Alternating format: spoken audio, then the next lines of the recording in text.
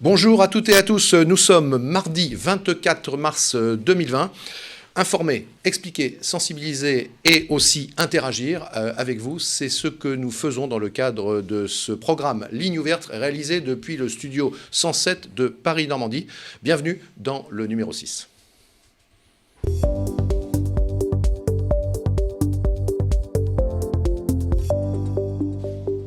De nouvelles informations à vous donner, des informations régionales, des informations. Thierry Rabillet, rédacteur en chef de Paris-Normandie, bonjour. Fiable et vérifié, on le répète régulièrement.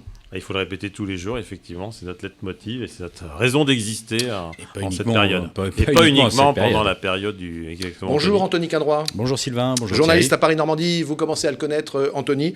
Et voilà, nous sommes à nouveau rassemblés. Heureusement, je ne sais pas, pour communiquer, oui, c'est un plaisir, mais malheureusement aussi parce que tout cela dure et nous verrons également, si nous avons des indices, sur la continuation de ce plan de confinement qui était initialement donné pour durer 15 jours. La une de Paris-Normandie, on commence par là. Et n'oubliez pas, participer, questionner, commenter. Je relais toutes vos participations en direct. Le docteur Bruno Burel, le consultant de PNTV, sera là dans une dizaine de minutes pour répondre à vos questions. Préparez-les. Alors, Thierry Rabillet, rédacteur en chef de Paris-Normandie, confinement stade 2, c'est votre titre de une aujourd'hui. Pourquoi vous avez choisi ce titre? C'est toujours ma question de lancement. C'est la semaine 2 de la période de confinement qui, rappelons-le, a démarré le lundi 16 mars, le lendemain du premier tour des municipales, suite à la déclaration qui avait surpris pratiquement tout le monde le samedi soir à 19h. Édouard Philippe avait pris la parole alors qu'on ne s'attendait pas forcément 48 heures après la première déclaration d'Emmanuel Macron à de telles mesures. Donc là, on est dans la semaine 2 du confinement. Hier soir, Édouard Philippe a fait une nouvelle intervention à 20h qui suivait celle du ministre de la Santé, Olivier Véran. Donc il a réaffirmé certaines choses, il a confirmé des mesures, il les a même un petit peu appuyé, notamment sur l'autorisation de sortir de chez soi. Sylvain, vous avez le droit, Anthony, de sortir de chez vous. Vous avez le droit, Anthony, qui est un adepte du jogging, il a le droit d'aller faire son jogging. Mais là, la limitation, c'est à 1 km de son domicile. Donc, on est obligé de faire des boucles autour de chez soi. Il a confirmé surtout l'interdiction des marchés ouverts. Donc ça, c'est la grande nouvelle, les marchés ouverts, qui étaient autorisés jusque ce week-end dernier. Et là, Édouard Philippe a confirmé que les marchés ouverts vont être fermés, à condition. En revanche, il a laissé la porte ouverte au préfet et au maire pour des éventuelles dérogations. On ira tout à l'heure, Thierry, on ira tout à l'heure par vidéo interposée, mais aussi en insert téléphonique en direct, à la rencontre d'un maraîcher qui fréquente régulièrement le marché Saint-Marc. Vous verrez les questions qui se posent. Adrien. On a un peu l'impression qu'il a renvoyé la patate chaude quand même au préfet sur la question des marchés hier, Édouard Philippe. Je ne sais pas ce que vous en pensez, Thierry. Ouais, et d'autant plus que Bruno Le Maire, qui était invité d'une matinale d'une grande station de radio ce matin, a exactement tenu le même langage. Il a sorti sa casquette d'ancien député de la première circonscription de l'Eure, en citant des petits marchés de sa circonscription, d'Envie, Nonancourt, où il a démontré que ces petits marchés-là de proximité en zone rurale pourrait obtenir une dérogation si le maire de la ville fait la demande auprès du préfet de l'Eure. En revanche, il a cité l'exemple du marché de Verneuil-sur-Ave, qui est un marché hebdomadaire beaucoup plus gros dans une commune plus importante de l'Eure. Et là, il a laissé entendre qu'effectivement, des marchés où il y a beaucoup de monde qui viennent faire leurs courses, ça serait compliqué d'obtenir la dérogation. Donc, en Seine-Maritime, la semaine dernière, Le Havre est maintenu son marché des Halles le dimanche. Le Clos Saint-Marc était ouvert, ainsi que la place du Vieux-Marché le dimanche. Les Emmurés aussi sur la rive gauche. On peut imaginer aujourd'hui que Yvon Robert, maire d'Ormans, ne demandera pas une dérogation au préfet de Seine-Maritime, considérant que les critères ne seront pas réunis pour permettre d'obtenir la dérogation. D'ailleurs, la maire de Sotteville, la semaine dernière, avait pris les devants, avait préféré fermer le marché de Sotteville. On sait très bien que dans l'agglomération d'Ormans, le marché de Sotteville du dimanche est énorme. Il y a beaucoup de gens qui viennent. Les services municipaux avaient fait un test le jeudi, parce qu'il y a un marché aussi le jeudi, pour voir comment organiser la circulation des clients. Ça avait été compliqué, il y avait une entrée, une sortie, mais ils se sont aussi aperçus qu'il y avait beaucoup trop de gens qui venaient de l'extérieur de l'agglomération. Ils ont fait même un contrôle des plaques d'immatriculation dans les rues adjacentes du marché autour de l'hôtel de ville. Ils ont vu des plaques venant notamment du 27, de l'Oise aussi, donc ils ont considéré que ce marché-là, finalement, il était trop populaire, trop de visiteurs. Donc, ils avaient pris la décision dès jeudi soir de stopper le marché à Sotteville. Il y a déjà des maires qui, par exemple sur Twitter, Laurent Bonnater a indiqué, le maire de Caudebec-les-Elbeuf, qui ne demanderait pas de dérogation non plus pour le marché de sa petite commune. Donc voilà, après, effectivement... En revanche, il y en a d'autres qui ont demandé une dérogation. Le maire de Duclair nous a confirmé dès ce matin qu'il allait demander une dérogation pour maintenir son petit marché, d'autant qu'à Duclair, on connaît la situation du commerce avec un supermarché qui a brûlé il y a quelques mois. Donc le maire de Duclair veut demander une dérogation pour permettre à son marché avec ses maraîchers locaux de continuer à fonctionner. Merci messieurs pour déjà ces premiers propos de préambule. D'ailleurs, une question vous est posée, je vais y venir tout de suite. Merci à vous de nous suivre. Encore une fois, je le répète, ce programme tous les jours à midi, du lundi au vendredi en direct sur la page Facebook de Paris Normandie. Eh bien, on le fait ensemble. Alors, n'hésitez pas à interagir. Hein. On est là et on souhaite vraiment être tous ensemble avec vous pour faire ce programme. D'ailleurs, je salue Mathieu Laurent qui est un fidèle. Bonjour Mathieu. Mathieu, on peut mettre un peu de légèreté par moment. Mathieu trouve que vous avez une belle chemise aujourd'hui, Anthony. Ma chemise a beaucoup de succès. Elle a beaucoup de succès. Écoutez, je vais ressortir un peu plus mes vieilles fringues. Voilà. Écoutez, essayez de varier les chemises. Vous voyez, moi j'ai changé, j'ai plus de chemise blanche aujourd'hui. Voilà, alors, écoutez, un peu de légèreté ne nuit pas. Pour autant, je redeviens sérieux.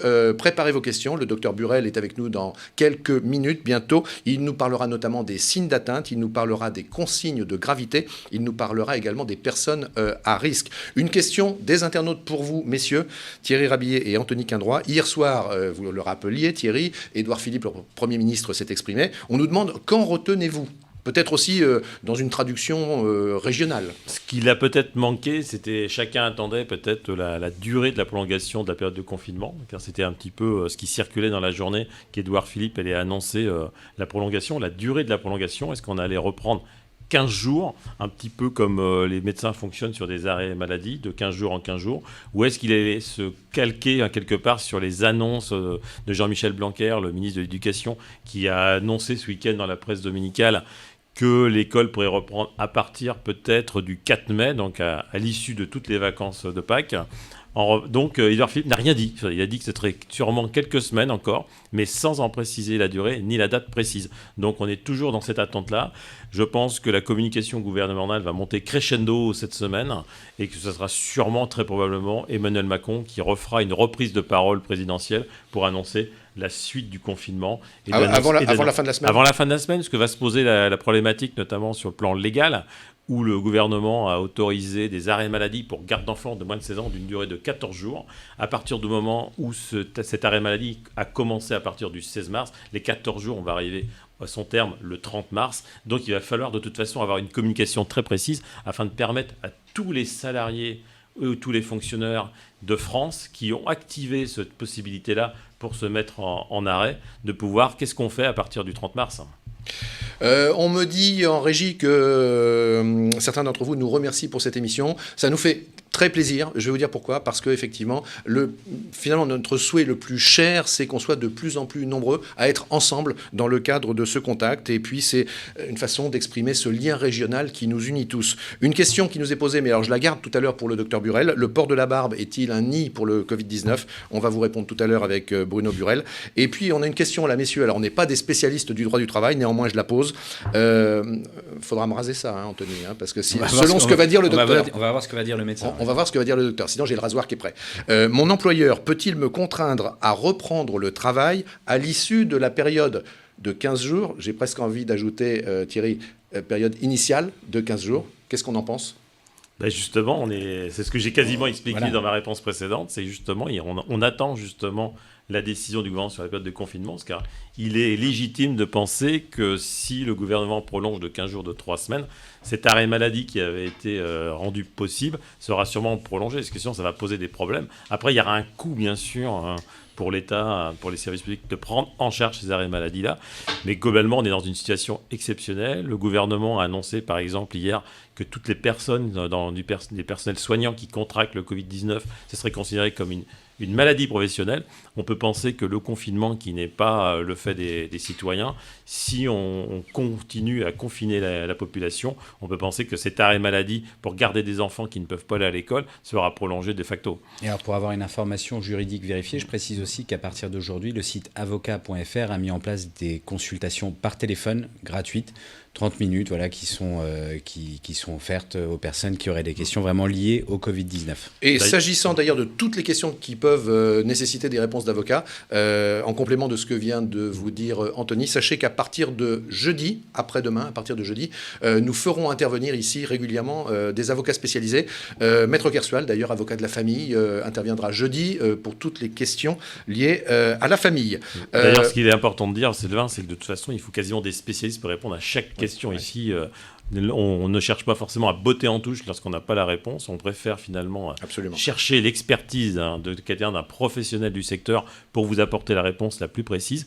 Et aussi tous les professionnels, que ce soit les médecins, les experts en comptable, les avocats, les notaires, ils attendent eux aussi les décrets qui doivent tomber avant de pouvoir répondre précisément aux gens sur des questions très précises. Ils ont besoin d'avoir les décrets d'application afin de connaître le texte complet, afin de pouvoir avoir une réponse vraiment valide.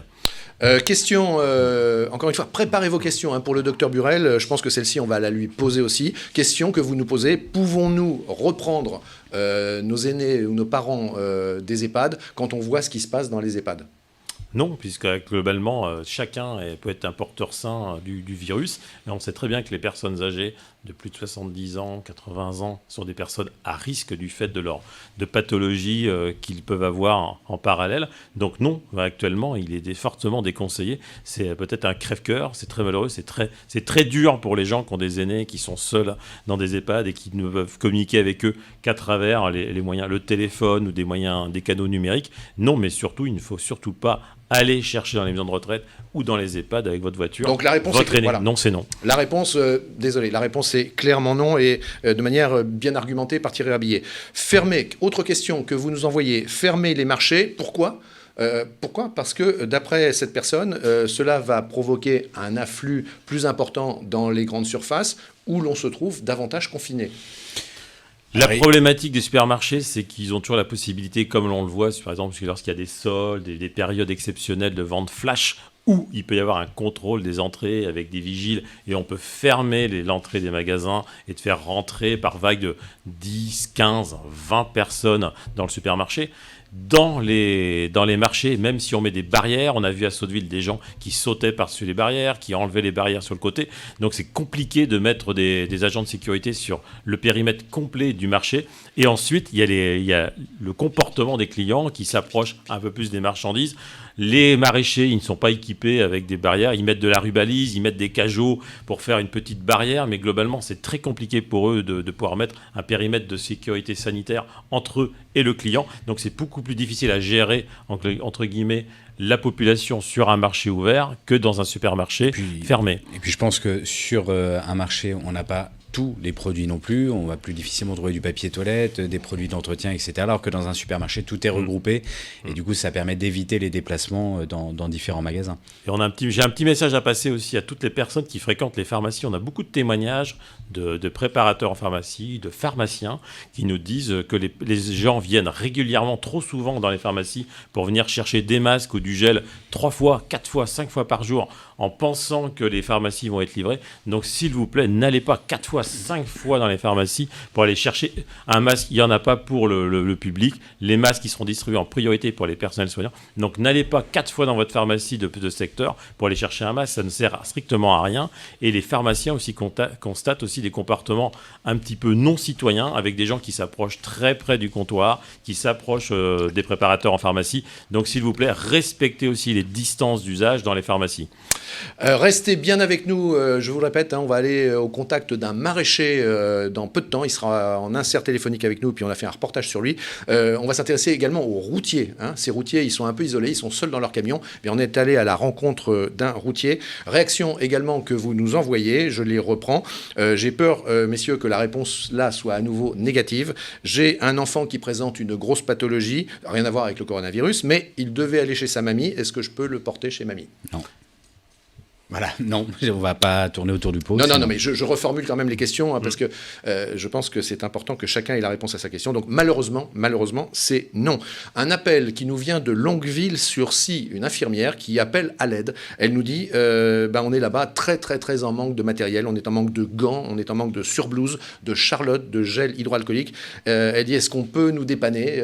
Comment ? De quelle manière ? Moi, je ne sais pas. Enfin, c'est un appel qui est lancé. Et il y a une pénurie nationale, de toute façon, le ministre de la Santé l'a indiqué hier. Donc Donc quasiment tous ces produits-là sont produits en Chine. Donc tous les pays actuellement occidentaux qui sont frappés par la pandémie passent des commandes en Chine, sachant que la Chine redémarre tout juste son économie.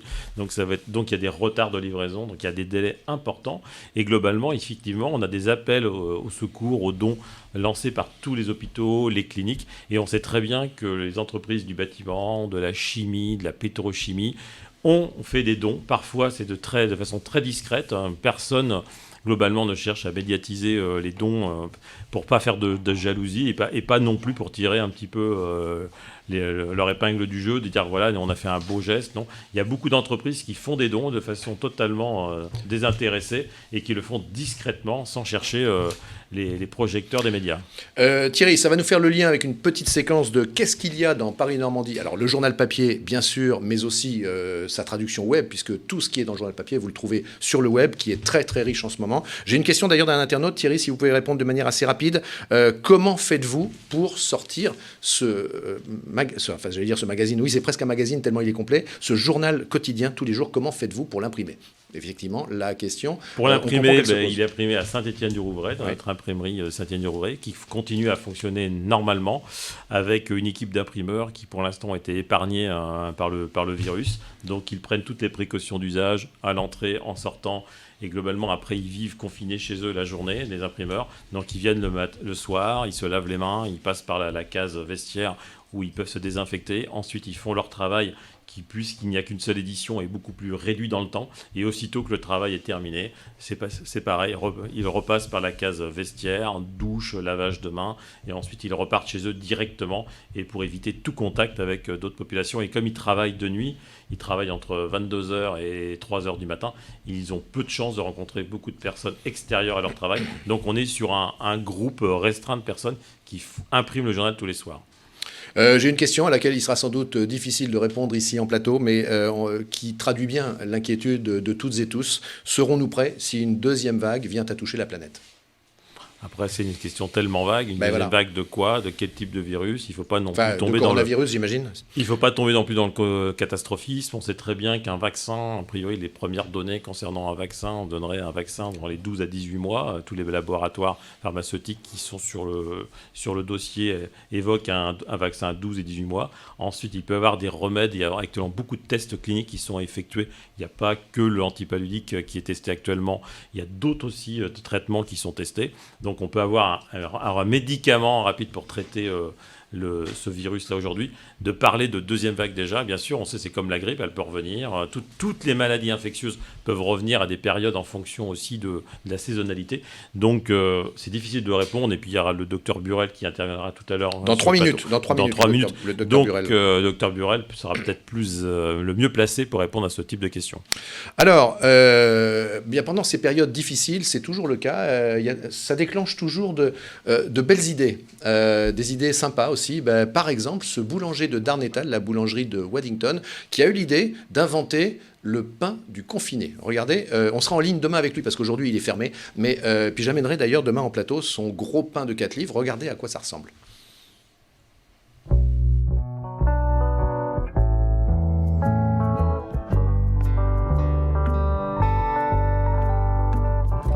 Alors, en fait, du coup, avec ma femme, on a voulu privilégier surtout le gros pain pour que les personnes, en fait, ils puissent rester chez eux avec du pain pour tenir toute la semaine. Donc, du coup, en règle générale, on fait des gros pains de 4 livres et on les vend aux alentours des 6 €.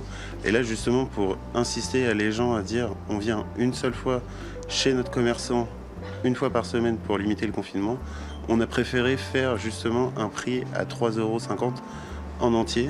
Et 4 € justement tranchés en 4 pour pouvoir justement que les gens puissent soit congeler, soit garder parce qu'il y a une longue conservation, il est sur le vin. C'est une farine justement qui est sans additif, donc du coup un pain qui est sans additif.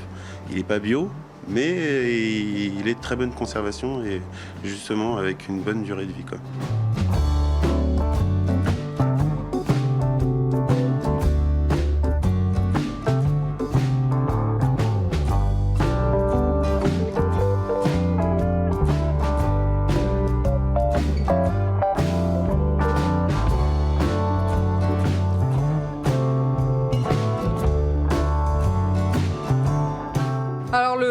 curfew confiné, en fait, on l'a mis en place hier. Donc, c'est-à-dire qu'on s'est dit qu'il fallait faire du coup une promo pour inciter les clients à rester chez eux. Et en fait, on a eu peur parce qu'en fait, on s'est dit, oh là là, on sait pas forcément sur combien de pièces partir. Arrivé là, on s'est dit, on va en faire 24, on lance la promo, on verra. Donc, on a fait 24 pains de 4 livres. Il faut savoir que hier, à 19h, j'en avais 16 en commande. Donc, il m'en restait quand même peu pour le magasin. Et là, il est 11h, j'ai plus rien. J'ai plus du tout de 4 livres, j'ai plus de baguettes. Donc, je pense que les clients, ils ont bien compris notre démarche. En faisant une réduction, on n'incite pas forcément, on les incite quand même à prendre le pain de 4 livres, mais en même temps, on leur fait comprendre que nous, c'est pour notre sécurité. Ils l'ont bien compris, en fait, ils comprennent que du coup, ils vont venir que 2 fois à la boulangerie au lieu de venir 5 ou 6 fois par semaine.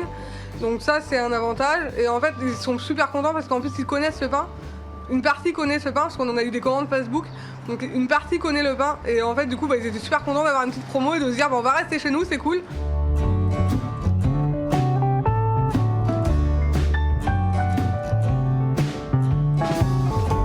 Moi, pour mon entreprise, j'ai été obligé de mettre mes salariés justement au chômage partiel parce que dû à un manque de au moins 50 à 60% du chiffre d'affaires en l'espace de moins d'une semaine, j'ai été obligé de restreindre toute la gamme vis-à-vis du pain et donc du coup de dire aux gens avec des appels sur Facebook et des appels, on va dire, comme là en l'occurrence sur le Paris-Normandie, à dire on fait une plus petite gamme, mais par contre des pains en conséquence, comme après-guerre, vu que notre président n'arrête pas de dire nous sommes en guerre. Donc du coup, pain de guerre, pain de confinement et tout le monde reste chez soi. Nos ancêtres, on va dire nos pères avaient justement, à l'époque où après-guerre on utilisait du pain de 4 livres, ça nous faisait une semaine. On restait chez nous surtout, c'est ça le plus important. On restait chez nous avec notre pain, on n'était pas obligé d'aller voir notre commerçant tous les jours pour prendre une baguette ou quoi que ce soit.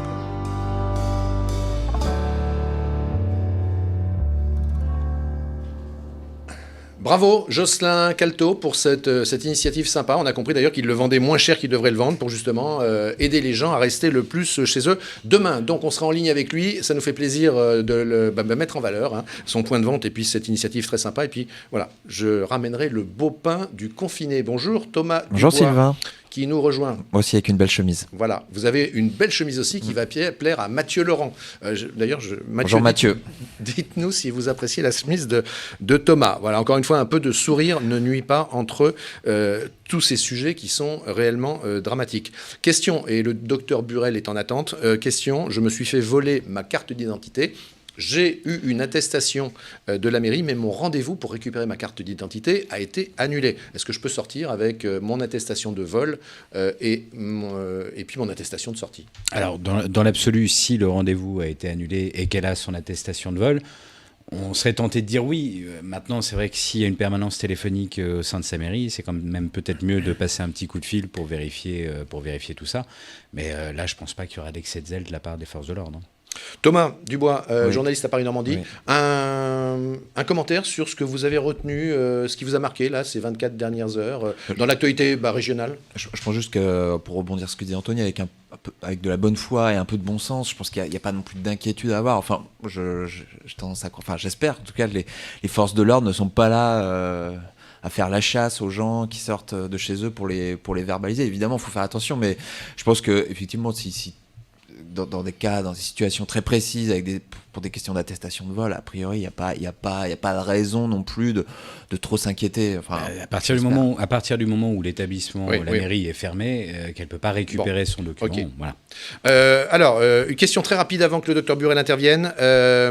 S'il y a prolongement du confinement, est-ce que mon arrêt de travail sera prolongé pour une personne qui est en arrêt de travail ? Docteur, vous êtes là, docteur ?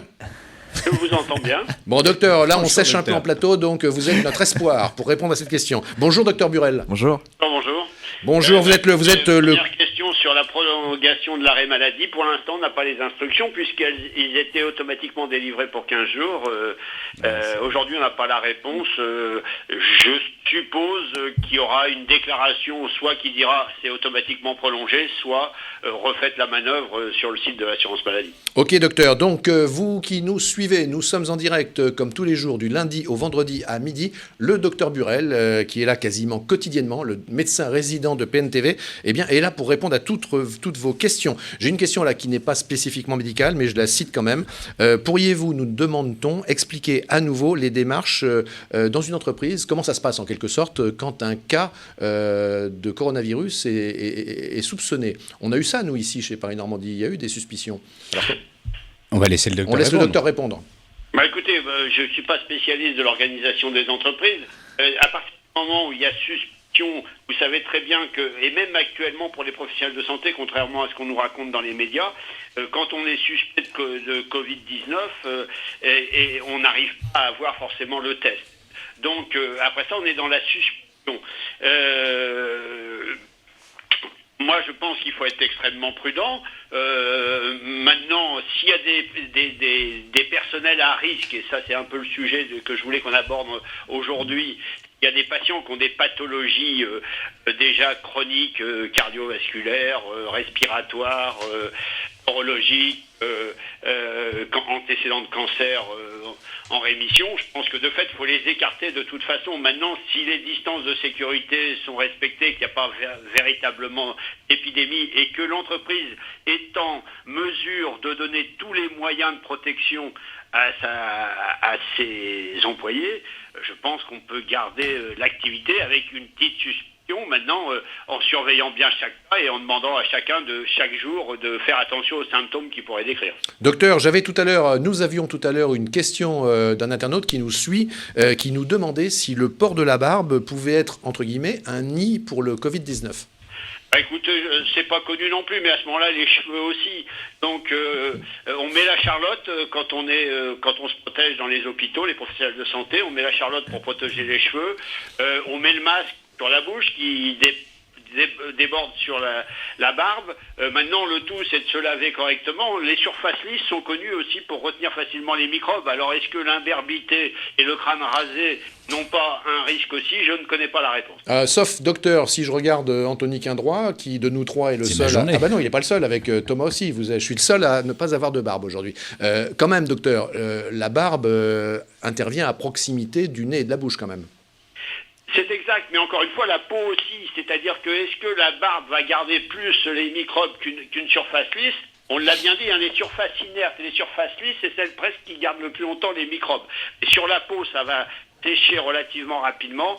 Maintenant, il faut se laver, il faut se nettoyer, il ne faut pas toucher son visage avec ses mains. Quand on a touché son visage avec ses mains, il faut aller se laver les mains.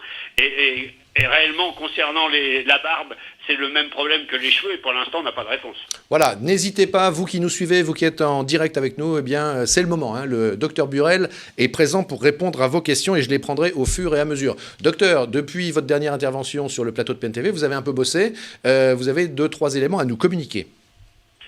Oui, non, c'est pas que j'ai bossé, on les avait déjà, ces éléments. Donc moi, je voulais rappeler les symptômes de base, rappeler que 85 ou 90% des personnes qui seraient atteintes par le Covid-19 n'auront pas une atteinte importante, ils feront une petite rhino, ils auront mal à la tête. S'ils sont un peu âgés, les signes seront un peu particuliers, souvent des troubles digestifs à type de diarrhée. Voilà, je voulais rappeler aussi qu'il y avait des signes assez spécifiques qui n'étaient pas forcément des signes de gravité, c'est-à-dire la perte du goût et de l'odorat. On retrouve ça assez fréquemment chez les patients atteints du Covid-19. Par contre, ce qu'il faut, nous, en tout cas, ce que nous conseillons à l'Union régionale des médecins libéraux, c'est tous les médecins, d'abord, je redis ce que j'ai dit vendredi, je crois, c'est pas le 116-117 qu'il faut appeler, mais c'est le médecin traitant dès qu'on a une suspicion. La plupart des médecins traitants de la région, maintenant, font des consultations par téléphone et des consultations par vidéoconsultation. Là, son médecin traitant va interroger le patient, va lui dire, écoutez, vous avez quelques signes, depuis quand sont-ils apparus? Puisqu'il faut qu'on essaye de déterminer le point de départ, le jour de départ de la maladie, sachant que généralement, elle évolue à peu près sur 8 jours. Donc, ce qui est important, c'est d'avoir la date de départ, faire un point avec le médecin à J4 c'est-à-dire au 4e jour pour voir l'évolution. La plupart du temps, les symptômes diminuent et ça rentre dans l'ordre comme une grippette ou comme un gros rhume. Voilà, ça c'est ce qu'il y a la plupart du temps. Par contre, il faut se méfier au 7e ou au 8e jour d'évolution. Et même un peu avant, ça peut arriver d'une respiration difficile, d'un essoufflement important. Et alors là, c'est là qu'il faut appeler le 15. Si on a été suspecté par son médecin traitant d'une infection à Covid-19, que ça allait pas trop mal et que d'un coup on devient essoufflé et qu'on a un problème respiratoire. C'est le signe d'alerte, puisque finalement la complication qui nous fait peur tous et qui encombre qui arrive dans les services de réanimation, ils vont bientôt être surchargés à cause de ça, c'est l'insuffisance respiratoire par atteinte des 2 poumons par le Covid-19. Et j'en profite pour rappeler que les éléments de fragilité pulmonaire, dont le tabac, dont la pollution, sont absolument à proscrire, parce que ça fragilise, et c'est sans doute aussi pourquoi il y a certains patients jeunes qu'on considère comme non malades qui sont atteints, sans doute parce qu'ils ont déjà des alvéoles pulmonaires un peu fragilisées. Anthony Quindroy. Oui, non, ce sont des choses qu'on répète effectivement depuis plusieurs jours. Je voudrais rebondir justement sur la qualité de l'air, ce que vous disiez. On est dans une situation où vraisemblablement la qualité de l'air s'améliore. Est-ce que ça peut être un moyen de lutter, une façon de lutter contre la propagation du virus ?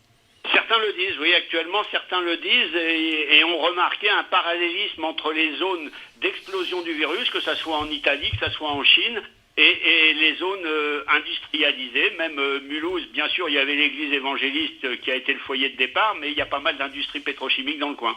Docteur, question des internautes. Un salarié, un cas de figure, un salarié est soupçonné dans une entreprise d'avoir été infecté, il est soupçonné, mais le salarié dit qu'il se sent très très bien. Et est-ce qu'il peut refuser, dans ce cas-là, de se voir confiné ou de se voir mettre en arrêt maladie ? Expliquez-nous. Non, il ne peut pas refuser. S'il est suspect... il reste confiné chez lui et il attend plusieurs jours après la disparition de tous les symptômes avant de pouvoir prétendre à retourner au travail. Donc il doit absolument obtempérer et faire ce que lui dit sa hiérarchie. La prime de risque dont a parlé le président de la République, est-ce que c'est pour toutes les entreprises ? Alors ça, je ne sais pas. Ça, c'est vraiment pas du domaine... Non, mais je reviens juste sur la question précédente. Sur cette question-là, Anthony, vous avez... ou Thomas ? Non, c'était vraiment la question précédente qui... Oui, on va y revenir. Mais sur cette question-là de cette fameuse prime... Je pense, j'imagine que ça peut pas être pour toutes les entreprises. Je pense que ça sur la base de celles qui sont volontaires. Je pense que cette question-là, elle est encore très... marche sur les œufs. Oui, voilà, elle est encore très floue. Hein. Et comme disait Thierry Rabillet, notre rédacteur en chef tout à l'heure, de plus en plus, on va faire intervenir ici sur ce plateau des spécialistes domaine par domaine, justement, pour ne vous délivrer que des informations fiables et vérifiées. Anthony. Je voudrais revenir sur la question précédente concernant la mise en quatorzaine par un employeur. Est-ce qu'on peut décider, quand on est employeur, de mettre son employé en quatorzaine sans qu'il y ait une consultation médicale ? Non, de toute façon, s'il y a suspicion, si le patient présente quelques risques, là, encore une fois, l'employeur doit dire à son employé « vous ne travaillez pas » et ce patient doit prendre contact avec son médecin traitant. Encore une fois, la plupart des contacts aujourd'hui et pour des situations simples de Covid-19 se font par voie téléphonique, par voie vidéoconsultation. Alors chaque cabinet a quand même une zone dédiée avec des horaires dédiés, une salle d'attente dédiée, du matériel dédié, une salle dédiée pour examiner, parce que de fait, quand notre patient commence à avoir un essoufflement, là on le fait venir s'il peut se déplacer pour pouvoir l'ausculter. Donc quand c'est simple, le patient dont le patron dit écoutez, vous rentrez chez vous puisque vous avez des signes évocateurs, il appelle son médecin traitant et il fait le point avec son médecin traitant. Oui, mais le patron peut pas obliger à envoyer l'employé chez le médecin. C'est la question que je posais en fait. Il peut pas, mais il a quand même tout intérêt l'employé à le faire parce que son assurance, son arrêt de travail en dépendra. D'accord, voilà. Merci beaucoup. Un internaute nous dit, je le prends avec humour, est-ce que chez Paris Normandie, vous allez avoir la prime de 1 000 euros? Alors, je vais vous dire, pour l'instant... On espère bien, ouais. Pour l'instant, pardon. On espère bien, ouais. Bon, alors, Thomas C'est Dubois... 1 000 euros par semaine, je crois. Thomas Dubois espère. Pour l'instant, moi, je vais vous dire, notre unique préoccupation, pour l'instant, notre seule préoccupation, c'est d'essayer d'être le plus proche de vous et de vous donner le maximum d'informations régionales qui soient fiables et vérifiées. Je me répète un peu, mais c'est tellement important pour nous. Docteur, un internaute nous parle des dons de sang, nous dit qu'il a voulu se rapprocher du centre de transfusion sanguine et que là-bas, ça ne répond pas. Je crois qu'il faut peut-être lui dire que sur Internet, on peut trouver les lieux de collecte. Eh bien écoutez, quand on a parlé de ce problème-là en milieu de semaine dernière, moi j'ai appelé l'établissement français du sang et Thomas a rappelé le numéro à 2 reprises. Je ne l'ai plus sous les yeux et donc moi ça a répondu aussitôt et on m'a confirmé que le don du sang continuait. Mais moi, Thomas, je l'ai sous les yeux. Non, je plaisante. C'était pour le numéro, bien sûr. C'est le numéro de téléphone de l'établissement français du sang. Tout à fait. Docteur, avez-vous encore un élément qui soit très... Thomas. Moi, j'aurais juste peut-être éventuellement une question à poser, mais c'est un peu la question qu'on va poser tous les jours peut-être là dans cette semaine. C'est-à-dire cette fameuse vague qu'on attend, qu'on annonce depuis des jours. Est-ce que vous la sentez, cette vague de cas, est-ce que vous la sentez se préciser 24 heures après Non, toujours on pas. l'annonce toujours et je dirais que les cabinets médicaux sont encore plus calmes aujourd'hui. D'accord. Alors, voilà. Docteur, comme quoi nos amis internautes ne manquent pas d'humour, je relais avec plaisir cette proposition qui nous est faite. Là, quelqu'un qui nous suit, merci d'ailleurs de nous suivre dans Ligne ouverte tous les midis en direct avec vous, nous propose que le prochain hôpital qui serait ou qui sera construit au sein de la métropole s'appelle l'hôpital du docteur Burel. Écoutez, je crois pas que ce soit une bonne idée, il y aura sûrement des gens plus méritants. Non, mais c'était, voilà, il fallait le prendre avec humour. Docteur, on va vous libérer. Qu'est-ce que vous allez faire cet après-midi ? Cet après-midi, je vais jardiner parce que de fait, il n'y a pas beaucoup de travail. Mes associés sont au cabinet et théoriquement, je devais être en vacances cette semaine. Et donc, je suis dans mon jardin et confiné, mais je rattrape du retard que j'ai jamais le temps de faire. J'arrache des mauvaises herbes. Docteur, écoutez, j'en profite puisqu'il y a encore des questions. On me pose la question des symptômes relatifs à la diarrhée. La question, c'est est-ce que c'est associé à de la fièvre en général ? Ça peut l'être, oui, généralement, mais il paraît qu'il y a quelques cas où c'est pas associé. Puis, comme je vous disais, c'est surtout un signe chez la personne âgée. On peut peut-être, si je peux me permettre, avant de couper cette discussion, revenir sur l'histoire des EHPAD dont on parlait tout à l'heure et de la personne qui voulait aller chercher un de ses parents en EHPAD. On aura d'ailleurs, je le précise pour tous ceux qui nous suivent, on est nombreux à être malheureusement concernés par les EHPAD parce qu'on y a des proches. Nous aurons là dans les jours qui viennent également le directeur général de la fondation Filsen qui exploite dans la région des EHPAD. Oui, donc je peux dire un petit mot là-dessus ? Oui, bien sûr. Oui, donc de fait, la réponse qui a été donnée par l'un d'entre vous tout à l'heure de dire qu'on ne va pas aller chercher les patients fondamentale. Alors certes, il y a eu une catastrophe dans les Vosges, là, avec une EHPAD où il y a eu beaucoup... 20 personnes décédées, oui. Et 20 personnes décédées, sans doute parce que les mesures de confinement, justement, n'ont pas été suffisamment respectées.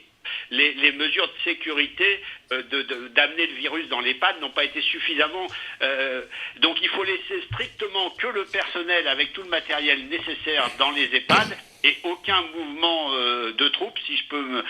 et naturellement, on laisse nos chers parents seuls, on les a au téléphone, on les a par Skype ou ce qu'on veut, mais on ne va pas dans les EHPAD et on fait le moins de mouvements, c'est la meilleure façon de les protéger. Ok, docteur, j'ai plaisir à partager avec vous tous, et puis vous aussi, Anthony et Thomas, un bonjour qui nous vient de Naples. Voilà, nous sommes écoutés à Naples. Naples, d'ailleurs, la partie sud de l'Italie, dans laquelle il y a beaucoup moins de cas, pour l'instant constatés, que dans la partie nord.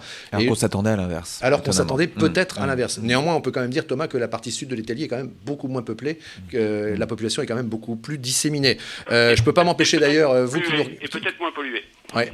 Vous qui nous regardez de Naples, je ne peux pas m'empêcher d'avoir une pensée pour la côte amalfitaine qui part de Salerne et qui va jusqu'à Capri. C'est un endroit béni des dieux. Voilà, de belles images qu'on peut avoir en tête grâce à ce bonjour qui nous vient de Naples. Dernière question et puis on vous libère, docteur. Alors quand je dis je, c'est une image, hein, c'est pas moi. Je suis porteur asymptomatique du virus, c'est-à-dire que je l'ai contracté, par contre je n'ai aucun signe. Il se passe 14 jours. Est-ce qu'au terme de ces 14 jours, je suis encore contagieux ou pas ? Alors, officiellement non. même s'il y a certains cas où on a dit que l'excrétion du virus pouvait durer jusqu'à presque une trentaine de jours. Mais... Que l'on présente des symptômes, c'est-à-dire que l'on soit malade, ou bien que l'on ait le virus mais sans avoir aucun signe, dans les deux cas, la durée de contagiosité vers autrui est la même ? Oui, alors c'est très difficile cette réponse-là parce que, encore une fois, je reviens sur ce qui est dit régulièrement, on est encore dans une période très mouvante parce qu'il y a d'une part des informations, mais des plus hautes autorités scientifiques qui nous disent que 2 jours après, on peut ressortir, on peut recontacter des gens 2 jours après la fin des symptômes. Et puis il y a d'autres informations qui disent que l'expression du virus pourrait durer quelques dizaines de jours. Donc vraiment, on est dans des informations contradictoires et je suis désolé de ne pas pouvoir répondre de façon tranchée. Moi, je pense qu'une forme assez bénigne, il faut rester assez prudent et garder quelques jours après disparition de tout symptôme tout seul, avant de retourner vers les autres. Bon, alors, il faut qu'on avance. Je vous coupe un peu, docteur. Question très courte, réponse très courte, parce qu'on a encore beaucoup d'invités là à appeler. Je ne voudrais pas les faire trop attendre. Puis-je, avec je vais y arriver. Puis-je, avec l'attestation dérogatoire, me rendre chez un parent isolé ?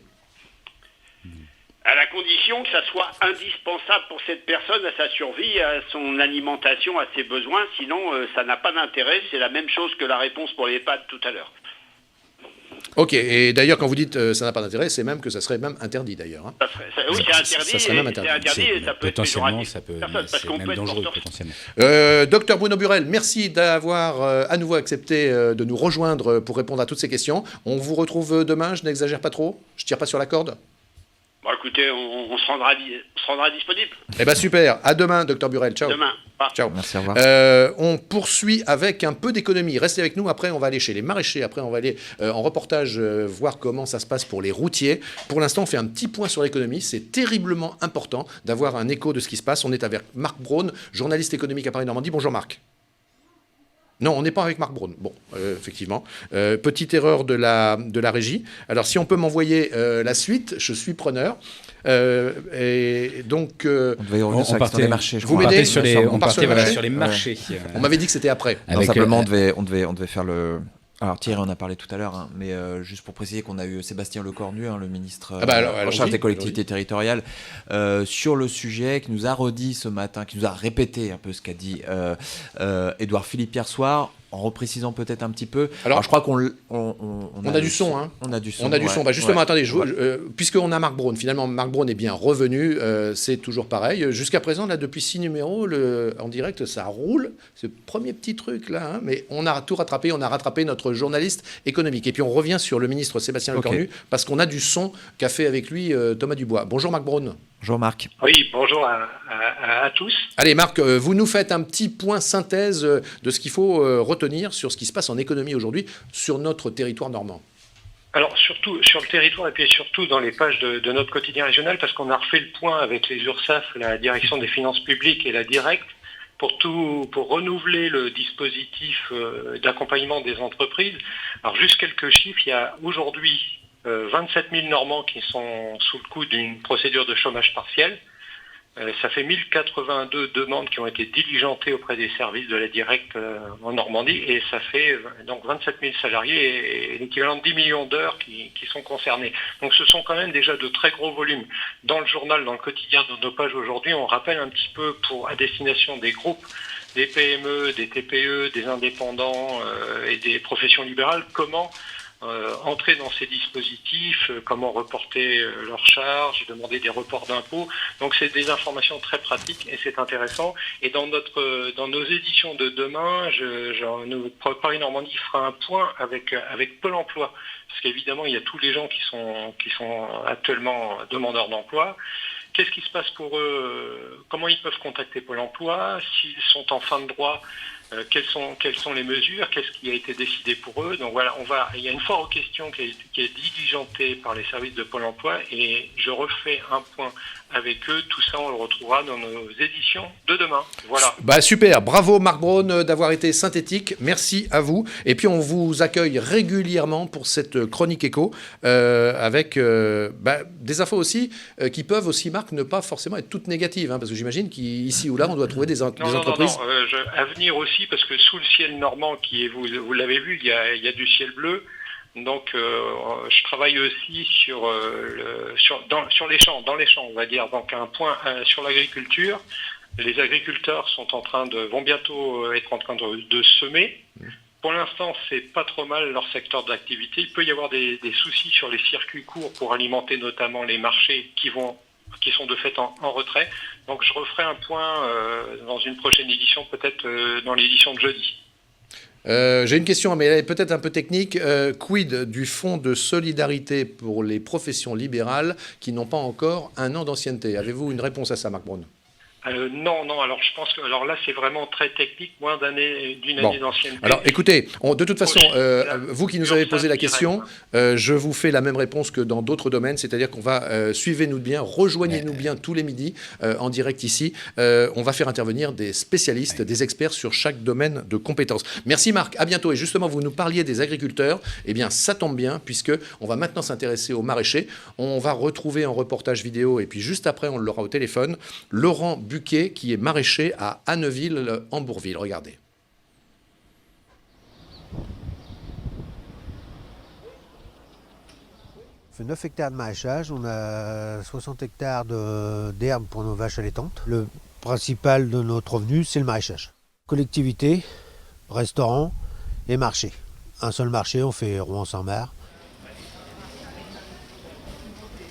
Du jour au lendemain, on nous a annoncé que toutes les écoles fermées. Obligatoirement, toutes les commandes des écoles ont été arrêtées. C'est 70% de notre chiffre d'affaires. Donc demain, si on arrête le marché, de quoi on va vivre? Ça, on ne sait pas. On a demandé la semaine dernière si ça continuait, si ça ne continuait pas. Et là, aujourd'hui, on ne sait pas. Les clients, au lieu de prendre 1 kilo de carottes, vont en prendre 10. C'est assez marrant. On a vraiment beaucoup moins de clients quand même. Il y a beaucoup moins de monde qui vient s'exposer. C'est normal aussi, on comprend tout à fait. Là, depuis quelques mois, malheureusement, ça a été divisé par 2. Nous, aujourd'hui, on met une paire de gants parce que, on estime qu'il faut mettre une paire de gants. Demain, on a des masques, s'il faut, on les mettra. Ça, il n'y a aucun souci, on est prévu là-dessus, on a prévu. Savoir qu'il faut garder 1 mètre entre tout le monde, ok, mais à part ça, c'est tout. Moi, personnellement, je ne sais pas. Sur la ferme, on est 4 personnes, il y a 3 employés, plus moi. Si demain il faut arrêter le marché, oui, il va y avoir du chômage partiel, oui, c'est sûr certain. On vit complètement autrement. Déjà, on évite de bouger, on évite de faire beaucoup de routes. Si on livre, on rapproche tout le monde. On essaye on rassemble, on ne fait pas n'importe quoi. On a beau nous dire, aujourd'hui, on va vous retarder vos charges, on va faire, mais il faudra bien les payer. Alors que ce soit aujourd'hui ou dans 3 mois, pour nous, ça ne change rien. En plus, s'il n'y a pas de revenus, à un moment donné, comment on va faire? Parce que là, aujourd'hui, je sais que nous, on va pouvoir tenir encore 1 mois, peut-être. Je me dis peut-être 1 mois. Certaines factures qui ne seront pas payées, parce que il y en a qui vont attendre, on va faire comme moi. Et nous, est-ce qu'on va te payer ce qu'on a déjà fait? Le problème, il est là. Voilà, c'était Laurent Buquet. D'ailleurs, Laurent Buquet, maraîcher à Anneville, en Bourville, vous voyez, qui va sur les marchés avec toute cette problématique d'incertitude sur les marchés. On est avec vous au téléphone, Laurent Buquet. Bonjour. Bonjour, monsieur Buquet. Bonjour. Bonjour. Vous êtes là? Oui.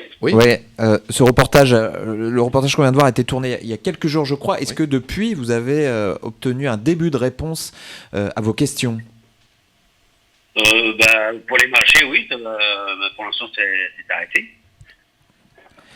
Édouard Philippe a annoncé hier que les marchés seraient autorisés dans les petites communes où vraiment ils sont indispensables aux habitants. Est-ce que ça fait partie? Est-ce qu'il y a certains de ces marchés sur lesquels vous allez pouvoir vous travailler?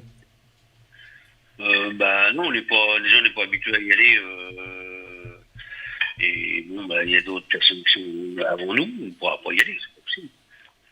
Vous êtes essentiellement sur les grands marchés de Rouen, c'est ça?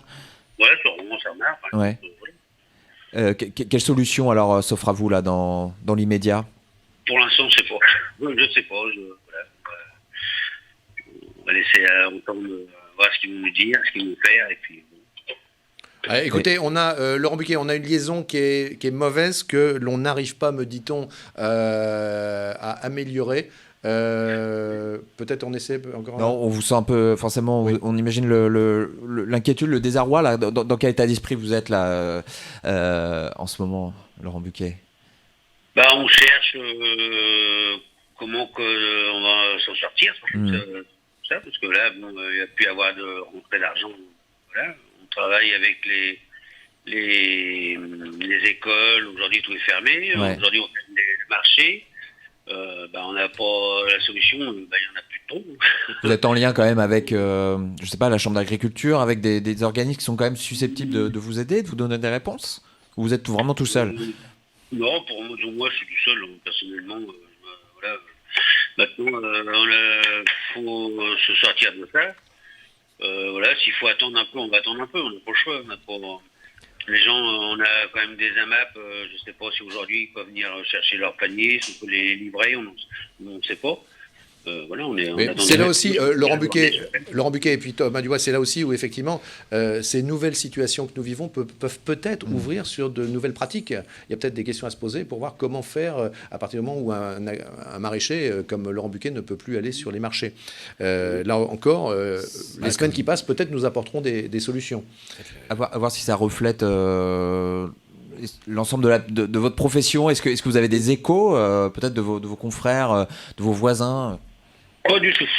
Pas du tout. Pour l'instant, on est tous. Moi, les gens que j'ai vus encore dimanche au marché, les maraîchers que je connais, voilà, on a la solution, personne ne l'a. On n'a pas, voilà, parce qu'on a tous, on se retrouve tous pareil. Une question concernant ce que vous produisez, du coup, ça devient quoi? Vous allez mettre tout ça à la benne, ou vous pouvez le distribuer peut-être, je sais pas, comme on voit des mouvements de solidarité qui s'organisent vis-à-vis des soignants. Est-ce que vous pouvez envoyer des produits frais aux soignants? Pour l'instant, je sais pas. On cherche déjà à livrer, essayer de livrer nos AMAP, par exemple. On a 2 AMAP, on va essayer de livrer. On va essayer de. Ces gens-là aujourd'hui m'ont appelé pour prendre plus de paniers, pour prendre plus de légumes. On va voir déjà avec eux comment ça va se passer, puis après on va. Déjà, vous avez l'autorisation de le faire. Déjà, vous pouvez livrer. Ça, pour l'instant, on le fait. On est sûr de rien. Vu qu'on a arrêté les marchés. Voilà, le Premier ministre a arrêté les marchés hier, c'est bien. Merci beaucoup, Laurent Buquet. Merci de vous être prêté au reportage tout à l'heure que l'on a vu en image, et puis d'avoir accepté ensuite d'échanger quelques mots avec nous, ce qui montre bien que nous sommes tous ensemble. Et puis, ça me donne l'occasion de saluer Nathalie, qui est une fidèle aussi. Et puisqu'on est tous ensemble, eh bien, elle nous propose toujours son slogan. C'est assez malin d'ailleurs. Elle nous dit toujours « sans sortir, sans sortir ». C'est-à-dire le fait que qu'on s'en sorte sans aller dehors, sans sortir, sans sortir, sans sortir. Tu l'avais, Thomas? Tu l'avais compris? Bien vu, Nathalie. Bien vu, Nathalie. C'est vrai que ça se perçoit plus de manière écrite que de manière phonique. Mais voilà, en tout cas, on est ravis de vous avoir avec nous. Les routiers, qu'en est-il pour eux? Regardez des images, on est allé rejoindre l'un d'eux à son camion. La première couchette, la deuxième qui est au-dessus qui se déplie quand on a un passager, bien entendu. Après, là, on a le frigidaire qui est ici. Attachez-vous, on va aller faire un petit tour. Les stations-service fermées, déjà pour commencer, nous, le premier rôle d'une station pour nous, c'est déjà l'hygiène, bien entendu, parce que bon, c'est là où le lieu essentiellement où on prend nos douches, parce que maintenant, vu avec la maladie, beaucoup de clients nous ferment les portes des douches, parce que c'est tout à fait normal, ils ont peur pour leurs employés. Vu que tout ferme au fur et à mesure, ne serait-ce que le soir pour manger et tout ça, bon, moi je mange essentiellement dans mon camion, parce que j'ai tout ce qu'il faut dedans, mais bon, certains collègues qui mangent beaucoup au resto, pour eux, ils sont peu habitués, donc du coup, ça crée un peu de galère, quoi, bien entendu. On est un peu anxieux quand même, parce que bon, du fait qu'on ne sait pas comment ça va finir, on ne sait pas si on va être infecté, y a un peu de tout ça aussi. Donc il faut qu'on continue à faire notre travail, parce que sans nous, si nous on roule pas, il n'y a plus rien. Actuellement, je n'ai que 3 chauffeurs qui circulent, qui font leur travail, et les autres sont à l'arrêt. Moi de mon côté, en tant que chef d'entreprise, j'attends les décisions du gouvernement vis-à-vis des temps partiels avec les sociétés de transport. Il y a moins d'activité, surtout parce que les entreprises ferment du fait des peu de commandes que leurs clients finaux ont. Et nous n'avons plus d'activité à cause de cela. Les chauffeurs routiers sont déjà soumis à des risques puisqu'ils ne bénéficient pas d'équipements individuels de protection. Donc il y a une demande criante de fait sur l'ensemble du secteur. D'autre part, on peut s'interroger sur la nature du transport routier qui doit être prioritaire. La plupart des sites industriels sont aujourd'hui à l'arrêt. Et donc l'approvisionnement normalement ne devrait plus se faire. Et donc on peut voir que je pense qu'il y a des camions qui circulent qui ne devraient pas circuler, puisque dans le cadre du confinement, il est bien spécifié que ce sont uniquement les denrées de première nécessité qui doivent être acheminées. Nous partons maintenant à Yvetot, comme on le fait chaque jour.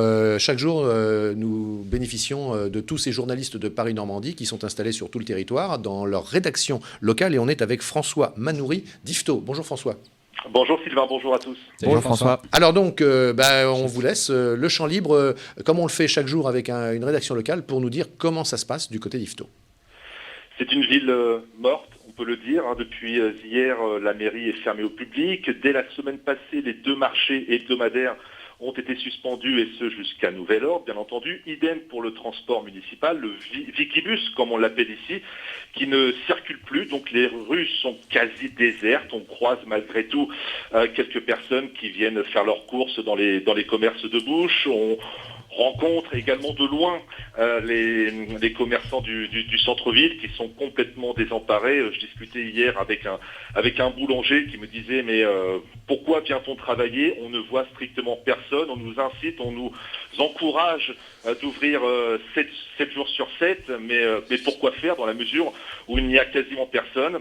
On voit évidemment la police municipale et la gendarmerie qui circulent en ville, mais c'est sûr que l'ambiance est pesante. C'est pire qu'un 2 janvier ou qu'un 1er août, c'est vous dire. Thomas Dubois veut vous poser une question. Oui, juste François, pour revenir sur les marchés, on sait à quel point à Yvetot, le marché du mercredi et du samedi sont très très importants pour la vie de la commune, hein, ça draine énormément de monde. Forcément, là, l'absence du marché doit encore plus plomber l'ambiance, non ? C'est un coup terrible, sachant en plus que les dernier mercredi, je pense surtout au marché du mercredi qui est le plus important, mais lors des dernières semaines, voire des derniers mois, il a fait un temps de chien, comme on dit, et déjà le marché a été terriblement impacté par la météo, et là, au moment où il commence à faire beau, eh bien, on suspend, à juste titre d'ailleurs, je pense, en tout cas c'est mon avis, mais dès la semaine dernière, la municipalité a décidé de suspendre ces marchés. Forcément que c'est terrible pour la vie de la cité, et c'est terrible évidemment pour tous les exposants. François Manoury, un internaute nous demande, avez-vous connaissance du nombre de cas qu'il pourrait y avoir à Yvetot ?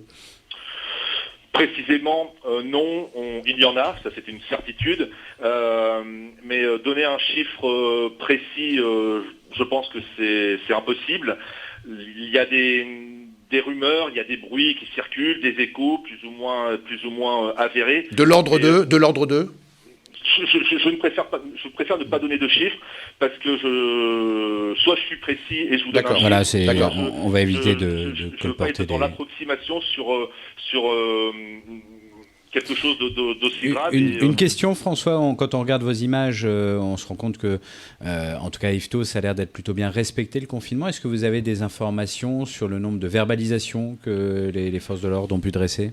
Alors, ce que je peux constater, c'est que les forces de l'ordre sont présentes, ça c'est une certitude, mais autant, comme je vous le disais à l'instant, je les vois circuler, je n'ai pas vu, par exemple, de contrôle en bonne et due forme, on va dire. Je pense que les forces de l'ordre sont dans la prévention, dans la pédagogie, et ne sont pas amenées, sachant que le confinement est bien respecté à Yvetot, intramuros, en tout cas, je peux le certifier, je peux le garantir puisque je le constate, le confinement est très très bien respecté. Mais quelque chose qui m'interpelle tout de même, tous les jours, je fais le trajet domicile-travail, une vingtaine de kilomètres environ, et j'emprunte un axe habituellement très fréquenté, la D6015, depuis le début du confinement, et je suis surpris de ne pas avoir vu un seul contrôle. Que ce soit le matin, que ce soit le soir. Mais ça veut dire que le message resté chez vous est passé.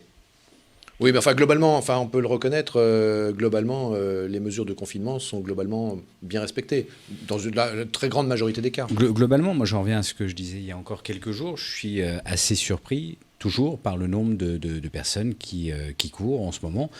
Thierry le disait tout à l'heure, c'est vrai que j'aime bien aller courir et je le vois pas tout le temps. Je vois pas tout le temps autant de monde comme ça avec les baskets aux pieds. Donc peut-être que les coureurs du dimanche ou ceux qui se découvrent une passion. Vous trouvez qu'il y a beaucoup de coureurs, Anthony? Je trouve qu'il y en a beaucoup. En ce moment. Justement, attendez. Merci beaucoup, François. Hein, merci beaucoup. Merci, François. On retournera à Yvetot dans quelques temps.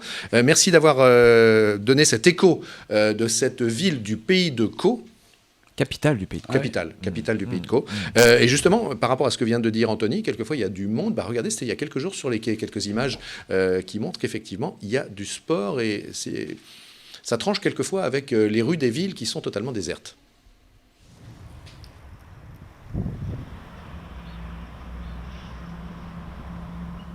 On est sorti un peu pour prendre un peu l'air et faire du sport. Depuis qu'on est ici, on vit ici à Rouen, on sort comme ça. On prend un peu les précautions, mais pour le sport, non. Il faut sortir pour faire du sport.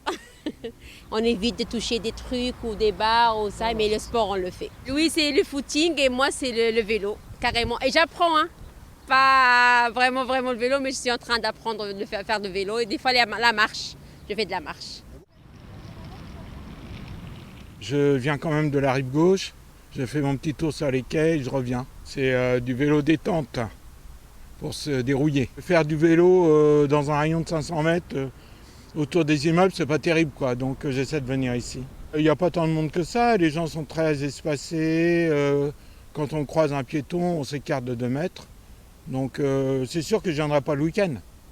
Mais là, en semaine, et je pense que les mesures vont se durcir au week-end. Donc il faut en profiter maintenant. La plupart des gens, ils ne marchent pas dans la ville, mais ici sur la Seine, ils font des sports. Ils sortent même pour marcher et 24 tout. sur 24, hein. Vraiment, ça va péter les plans là. 24 sur 24 chez toi, mais on a supporté 3, 4 jours, 5e jour, 6e jour, on ne peut pas là. Je suis parti gambader un petit peu, me dégourdir les jambes. Voilà, c'est très agréable. Je fais bien attention à slalomer entre les gens. J'ai vu les policiers à plusieurs reprises, mais je ne les ai pas vus spécifiquement faire de contrôle. Je crois que c'est plutôt assez tranquille à ce niveau-là, tant qu'on reste dans les règles et qu'on n'est pas en groupe, quoi. Je n'ai pas été contrôlé jusqu'alors, mais j'ai mon petit papier dans la poche, comme quoi je fais mon exercice physique. C'est vrai qu'il y a comme un air de vacances. C'est assez irréel, mais on sent quand même que les gens font attention à ne pas être trop nombreux, pas être en groupe, et puis à ne pas marcher trop près les uns des autres, quoi.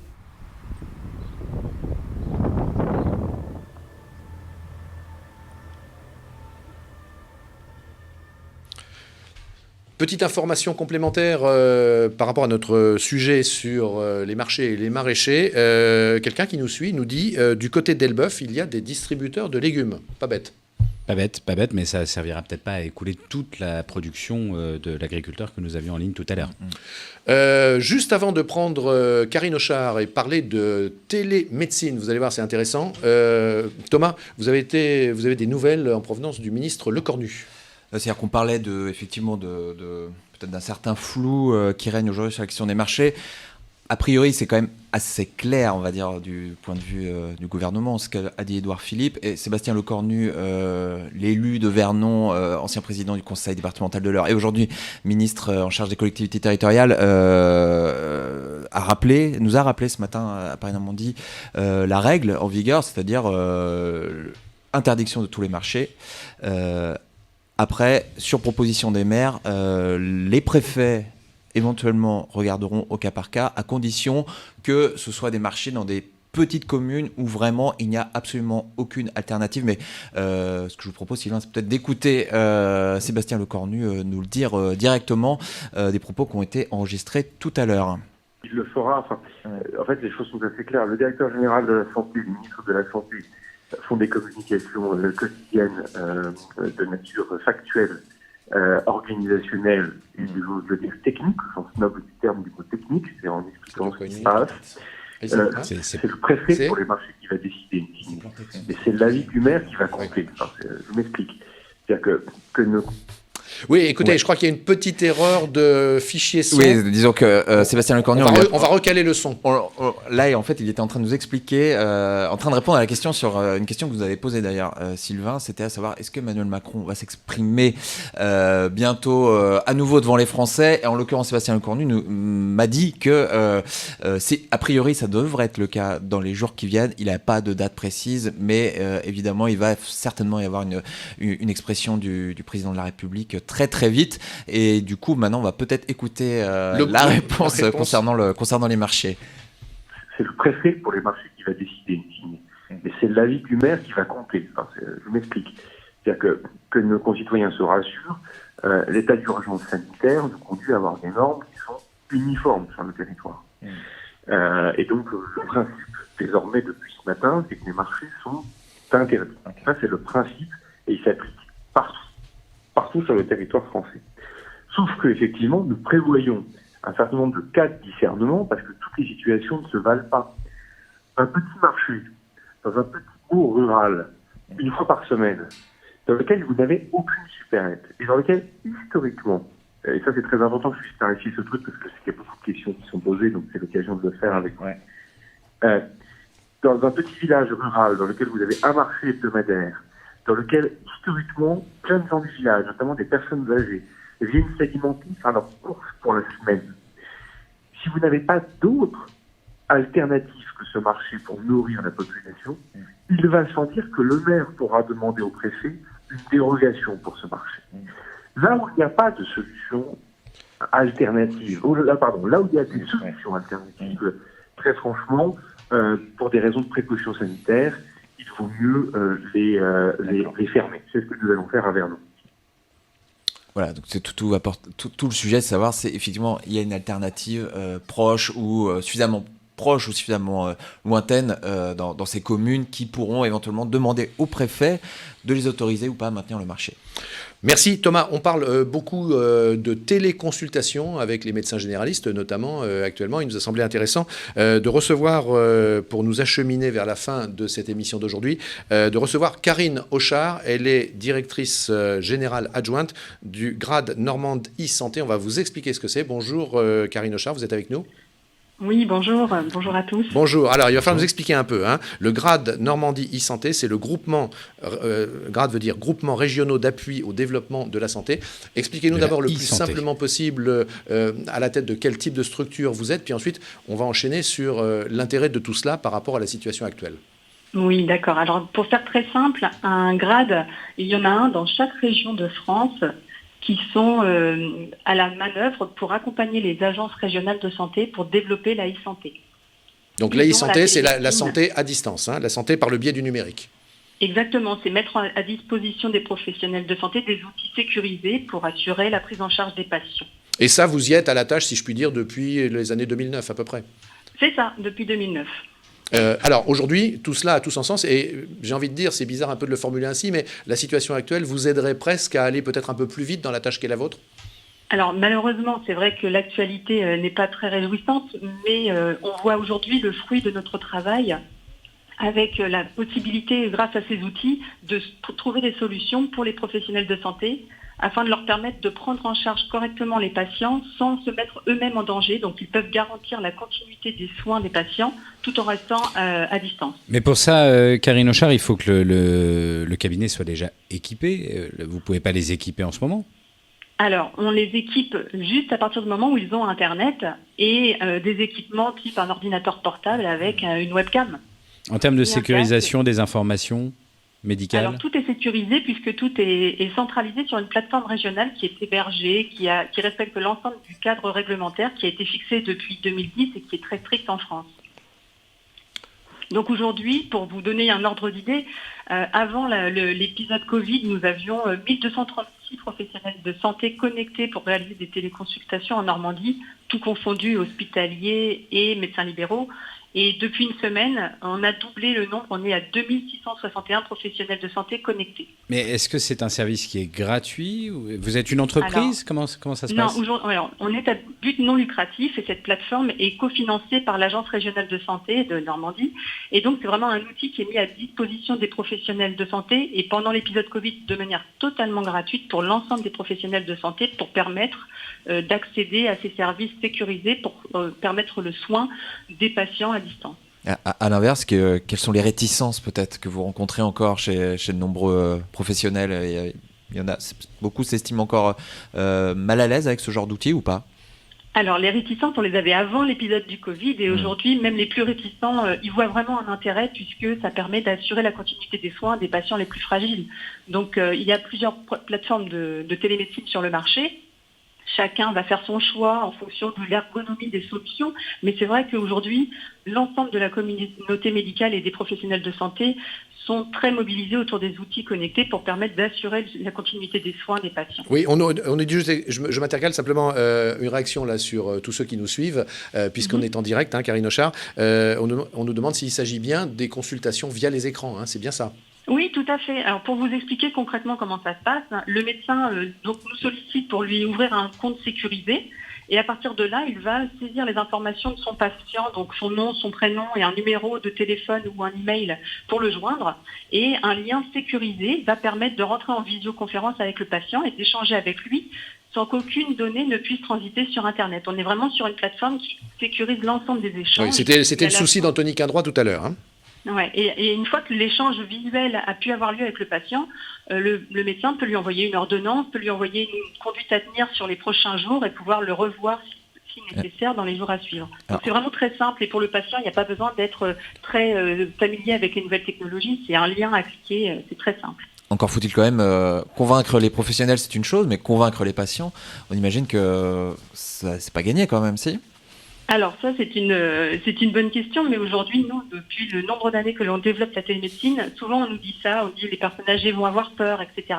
C'est un faux débat puisque c'est souvent les plus adeptes de ces outils-là, puisque ça leur permet d'avoir un lien à la maison avec les professionnels de santé et ça les rassure de savoir qu'ils ne sont pas seuls et isolés. Est-ce que vous savez, une très bonne solution. Est-ce que vous savez combien de consultations, téléconsultations ont été organisées depuis le début de la crise du coronavirus en Normandie? Est-ce que vous voyez une augmentation? Alors sur la plateforme régionale, je ne peux pas parler pour les autres plateformes privées, mais sur la plateforme régionale, sur la journée d'hier, il y a eu près de 700 téléconsultations de réalisées, donc 694 pour être exact.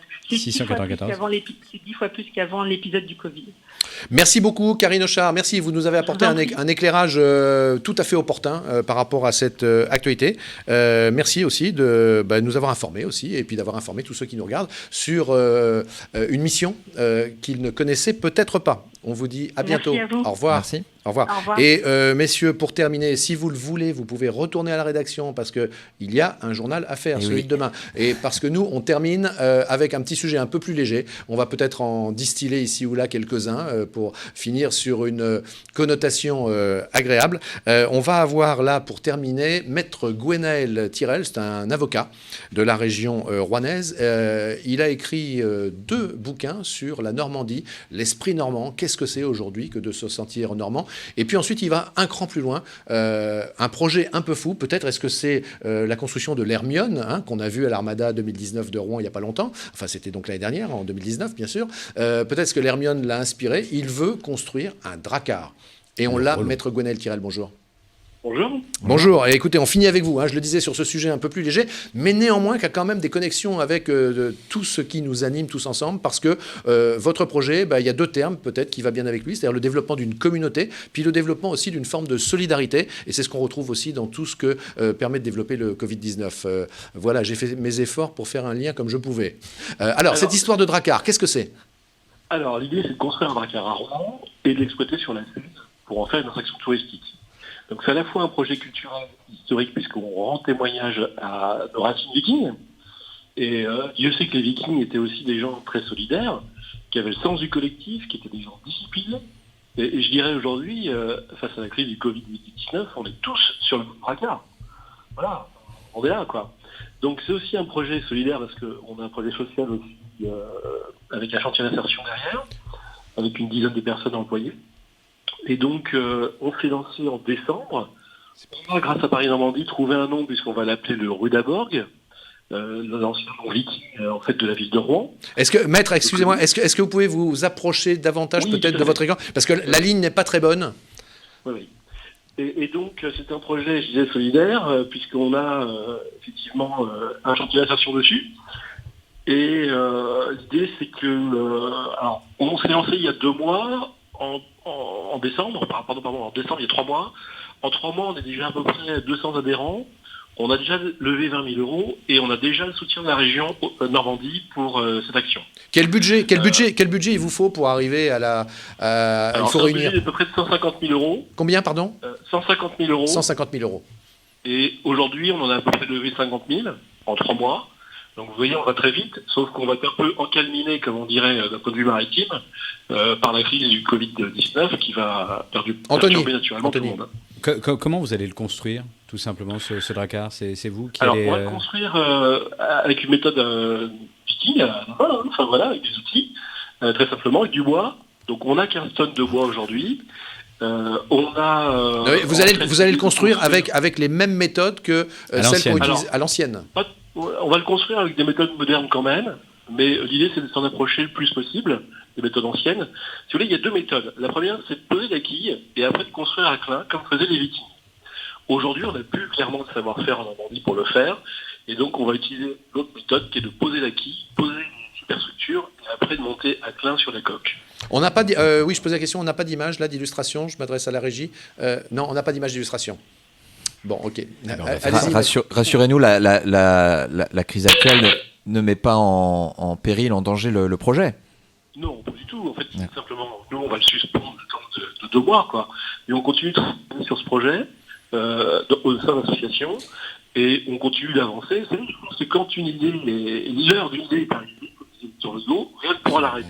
Écoutez, maître, on ne vous entend plus. Oui, écoutez, excusez-nous, on ne vous entend pas. Effectivement, je pense que ça n'est pas du tout confortable. La ligne n'est pas bonne du tout rendue ici. Bon, écoutez, désolé. Non, ce que je vous propose, c'est qu'on revoie ensemble la question, peut-être aussi pour intégrer des illustrations que vous possédez, puis on se retrouve peut-être dans les jours qui viennent. Mais là, effectivement, la ligne est trop mauvaise. On mettra peut-être en commentaire la page voilà. Facebook de l'association. Exactement. Voilà, merci à vous. Merci à vous. Merci. Au revoir. Voilà, eh bien écoutez, on en a terminé pour aujourd'hui. Thomas Dubois et Anthony Quindroy. Sylvain, merci. Voilà, encore une fois, je retiens que vos chemises... qui ne seront pas les mêmes demain, parce qu'on va respecter les consignes. On va changer de vêtements. Bah oui. Alors...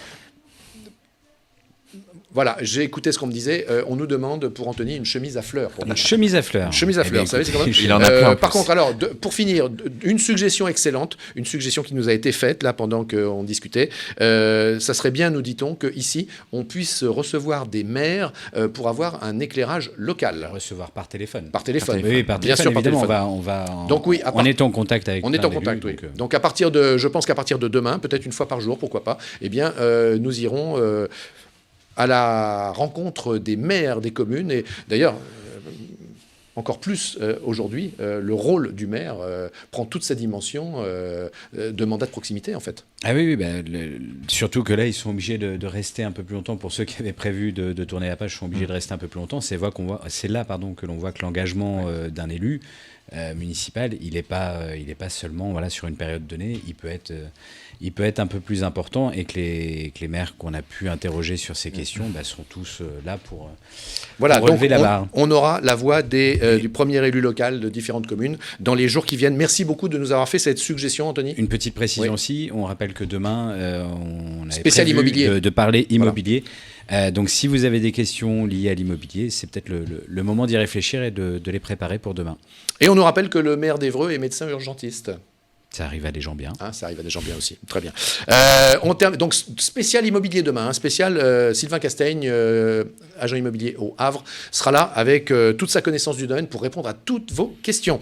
On termine. Et pourquoi on termine par des Gaulois diepois? Parce qu'on nous a fait une remarque. On nous dit aujourd'hui, le papa d'Astérix étant mort, eh bien, on espère que les Gaulois vont savoir encore résister. Et on a bien besoin de toute cette force pour résister à l'épreuve face à laquelle nous sommes. On termine avec les Gaulois diepois. C'est cette saga, cette série que les Diepois créatifs nous envoient. Le journal d'une confinée. Au revoir Anthony. À demain avec une à chemise demain, à fleurs. au revoir, alors. À Thomas. demain, Avec Sylvain. la chemise à fleurs, hein. Attention, c'est Ouais. promis, hein. C'est promis. Et puis encore une fois, merci à vous de nous suivre et puis de nous aider à faire ce programme qui est encore plus intéressant avec tous vos commentaires et toutes vos questions. Ciao, à demain.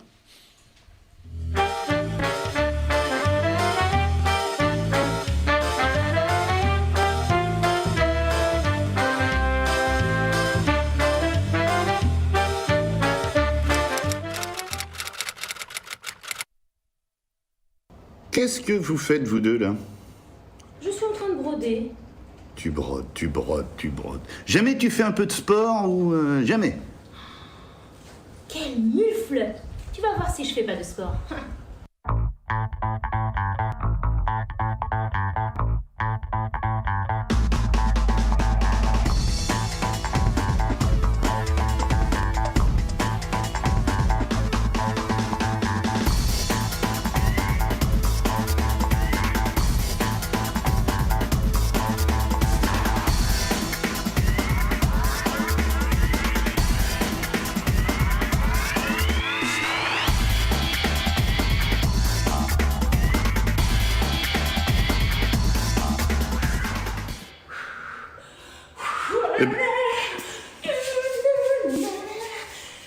Eh ben, t'étais où, toi?